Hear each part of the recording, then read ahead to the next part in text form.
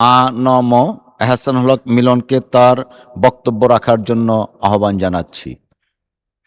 ধন্যবাদ। মাননীয় স্পিকার, আপনাকে অশেষ ধন্যবাদ।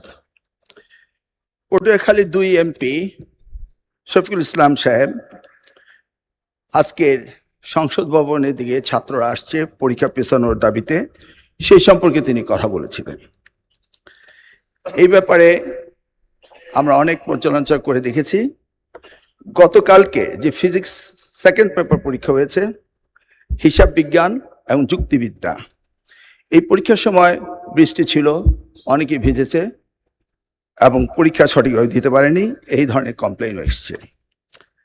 আমরা যদিও সবসময় পর্যবেক্ষণের মধ্যেই ছিলাম, তারপর শিক্ষার্থীদের দাবি এসছে এই পরীক্ষাটি নিয়ে। ইতিমধ্যে বন্যার কারণে আমরা চিটাং বোর্ডের প্রত্যেকটি জেলার পরীক্ষা বন্ধ করে দিয়েছি এবং আমাদেরকে পুনরায় পরীক্ষা নিতেই হবে। এই ক্ষেত্রে আমরা ভেবেচিন্তে দেখেছি যে চিটাং বোর্ডের পরীক্ষা আরেকটি প্রশ্নপত্রের সেটে যখন আমরা নিতে যাব ফিজিক্স সেকেন্ড পেপার, যুক্তিবিদ্যা এবং হিসাব বিজ্ঞান, সেই সময়ে আমরা এই পরীক্ষাটি পুনরায় নেওয়ার ব্যবস্থা করতে পারবো ইনশাআল্লাহ। তাছাড়া আমার ব্যক্তিগত মন্তব্য, সেটি নিয়ে অনেকেই আপত্তি করেছেন, সেই ব্যাপারে বলতে চাই, আমি কাউকে উদ্দেশ্য প্রণোদিতভাবে কিছু বলি নাই। যদি কেউ আহত হয়ে থাকে, সিম্পলি আমি দুঃখ প্রকাশ করছি।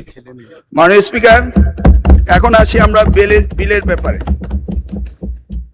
বেশ কয়েকজন সংসদ সদস্য সকলেই এই বগুড়া বিশ্ববিদ্যালয় বিলটিকে ইন্টারেস্ট নিয়ে এর সংশোধনের ব্যাপারে কথা বলেছেন।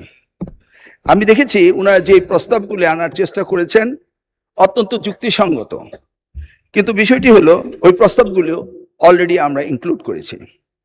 বগুড়া বিশ্ববিদ্যালয় প্রায় 2.5 যুগ ধরে